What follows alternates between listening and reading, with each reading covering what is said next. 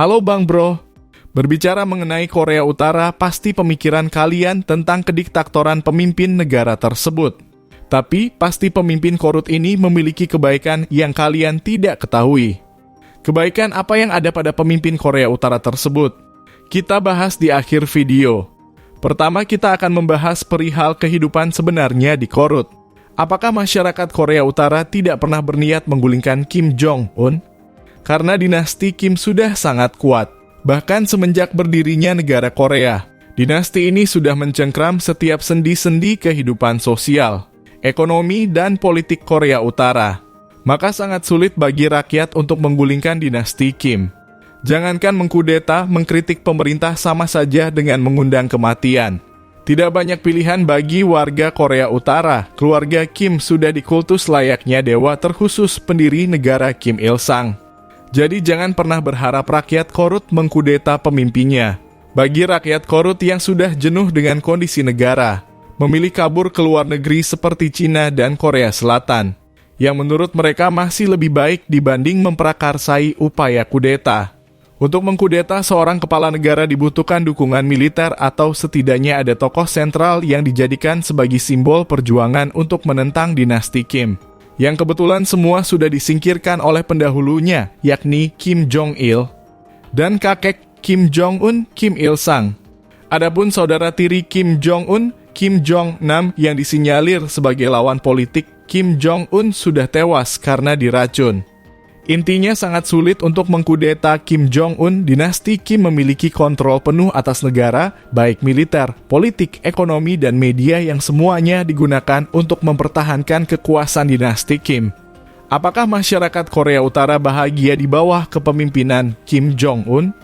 Untuk bisa menjawab pertanyaan ini, ada baiknya menonton video tentang warga Korea Utara yang melarikan diri dari negaranya, mencari perlindungan ke Korea Selatan.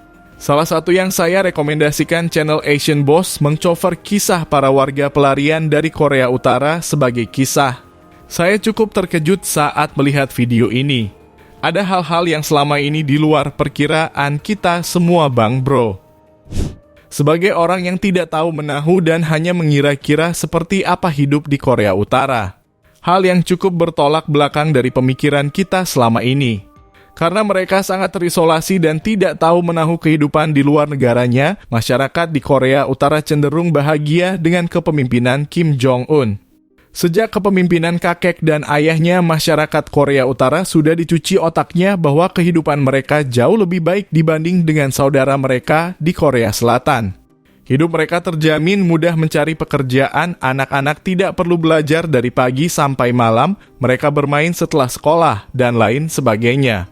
Mereka menganggap bahwa Kim Jong-un adalah pemimpin yang progresif, memiliki gaya kepemimpinan yang berbeda dibanding pendahulunya, dekat dengan rakyat. Saya pikir ini karena dia belajar di luar Korea dan dia tahu bagaimana pencitraan yang baik di depan rakyatnya. Jika dibandingkan negara lain, Korea Utara tentu tertinggal banyak. Tapi bagi masyarakatnya, sedikit demi sedikit negara mereka mulai berkembang atau berproses dalam teknologi. Ini membuat mereka berpikir bahwa Kim Jong-un adalah pemimpin yang inovatif. Masih muda tapi sudah bisa memimpin pemerintahan. Bahkan salah satu narasumber di channel tersebut mengatakan walau miskin, kami bahagia. Mereka yang tidak bahagia dan memutuskan untuk kabur adalah warga Korea Utara yang cenderung sudah pernah bersinggungan dengan dunia luar. Baik secara langsung maupun tidak langsung, misal diam-diam menonton drama Korea dan akhirnya menyadari serta mengetahui bagaimana kondisi negara mereka sebenarnya. Mereka yang menjadi narasumber juga membandingkan kondisi di Korea Utara dan Selatan. Kesimpulan dari video tersebut, kebahagiaan adalah hal yang subjektif dan sangat tergantung dari lingkungan, serta apa yang dialami oleh orang yang bersangkutan.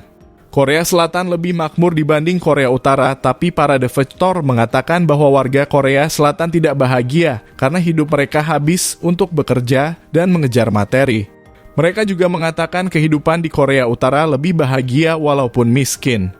Kalau warga Korea Utara melihat dengan gamblang apa yang ada di luar negara mereka, bisa jadi mereka akan menyadari kondisi mereka dan menjadi tidak akan bahagia.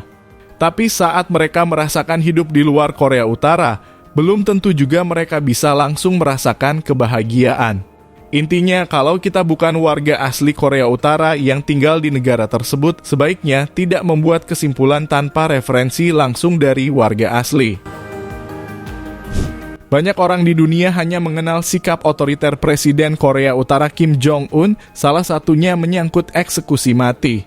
Namun siapa sangka sosok yang terkenal kejam itu justru punya sisi baik yang jarang diketahui publik. Berikut adalah daftar kebaikan Kim Jong-un yang jarang diketahui publik. Kim Jong-un membangunkan 50.000 rumah gratis bagi warganya. Tanpa tapera, Kim Jong-un bangun 50.000 rumah gratis warga Korea Utara. Program iuran tapera bertujuan untuk membantu masyarakat Indonesia memiliki rumah yang layak dengan menggunakan dana yang terkumpul dari iuran tersebut. Namun, program perumahan bukan hanya menjadi perhatian di Indonesia. Korea Utara di bawah kepemimpinan Kim Jong-un juga memiliki program serupa, namun dengan pendekatan yang berbeda. Dikutip dari Straits Times, di Korea Utara, pembangunan rumah untuk warga tidak memerlukan potongan iuran dari gaji mereka. Rencana ambisius ini ditargetkan selesai pada tahun 2025. Hingga saat ini, sekitar 10.000 unit rumah gratis telah selesai dibangun dengan seremonial pemotongan pita yang dihadiri oleh Kim Jong-un pada 17 April 2024 di distrik Hwasong, Pyongyang. Proyek ini merupakan bagian dari prioritas Partai Pekerja Korea Utara untuk menyediakan hunian vertikal atau apartemen bagi warganya dan menjadikan Pyongyang sebagai kota yang terkenal di dunia. Kim Jong-un menegaskan bahwa pembangunan ini merupakan usaha negara untuk menyediakan fasilitas yang layak bagi rakyatnya tanpa membebani mereka dengan biaya tambahan. Indonesia dan Korea Utara memang berbeda cara untuk mensejahterakan rakyatnya. Kedua program ini memiliki tujuan yang sama, yaitu menyediakan perumahan bagi warga, namun metode yang digunakan berbeda. Di Indonesia, tapera mengumpulkan dana dari iuran karyawan yang kemudian digunakan untuk pembangunan rumah. Sementara itu di Korea Utara, pemerintah sepenuhnya membiayai proyek perumahan tersebut tanpa meminta kontribusi finansial dari warganya. Perbandingan ini menyoroti pendekatan yang berbeda dari kedua negara dalam menangani masalah perumahan. Di satu sisi, tapera di Indonesia memanfaatkan kontribusi warga untuk mencapai tujuan bersama, sementara di sisi lain, Korea Utara mengandalkan sumber daya negara untuk menyediakan rumah gratis bagi rakyatnya. Meskipun metode dan sumber pendanaan berbeda, kedua program ini menunjukkan komitmen masing-masing pemerintah dalam meningkatkan kesejahteraan dan kualitas hidup warganya melalui penyediaan perumahan yang layak. Selanjutnya, Kim Jong-un pernah mengampuni pengkhianat. Sudah bukan rahasia lagi bahwa para pengkhianat di Korea Utara rata-rata akan dieksekusi mati. Tapi ternyata tidak semuanya.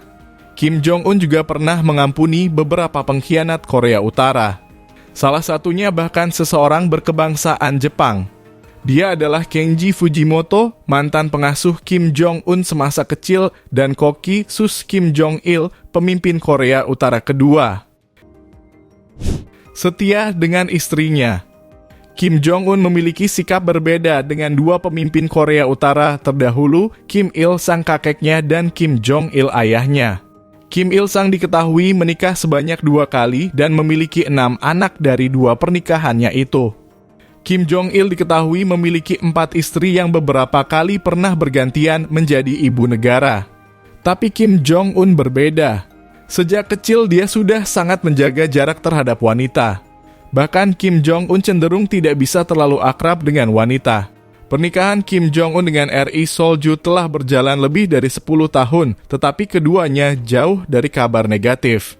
Bahkan tidak ada laporan apapun memiliki selir atau semacamnya. Tidak pandang bulu soal korupsi. Kim Jong diketahui sangat membenci koruptor. Para koruptor akan dieksekusi dan tidak memandang siapa koruptor itu. Bahkan apabila koruptornya adalah anggota keluarganya, maka tetap akan dieksekusi. Kim Jong-un dukung Islam. Korea Utara mungkin bukan negara mayoritas Muslim, namun di sana umat Islam bisa hidup beragama dengan nyaman. Bahkan Kim membebaskan siapapun untuk menganut agama pilihannya, termasuk Islam. Bukti jika Kim sangat menerima Islam adalah dibangunnya sebuah masjid yang terletak di salah satu sudut kota Pyongyang. Tak hanya itu, secara lisan Kim pernah menyinggung jika di negaranya setiap orang bebas memeluk keyakinan tertentu. Upaya untuk merusak Korut dengan fitnah adalah tindakan tidak masuk akal, termasuk dengan menuduh di Korut tidak ada kebebasan beragama. Itu benar-benar tidak masuk akal. Sepenuhnya kami menjamin kebebasan berkeyakinan setiap warga negara, ungkap Kim. Nah, Bang Bro, gimana pendapat kalian? Mungkin itu sedikit informasi dari kami. Kami telah banyak membahas seputar negara Korea Utara serta pemimpin mereka Kim Jong-un. Silakan tonton video kami seputar negara Korea Utara. Sekian dulu ulasan terbaru kami. Jika ada kesalahan dalam penyampaian video, mari kita diskusi bersama di kolom komentar. Dan jika kalian menyukai video kami, silakan like, comment, subscribe. Serta sebarkan ke teman-teman kalian agar teman kalian tahu apa yang kamu tahu. Terima kasih sudah menonton. Sampai bertemu di video selanjutnya.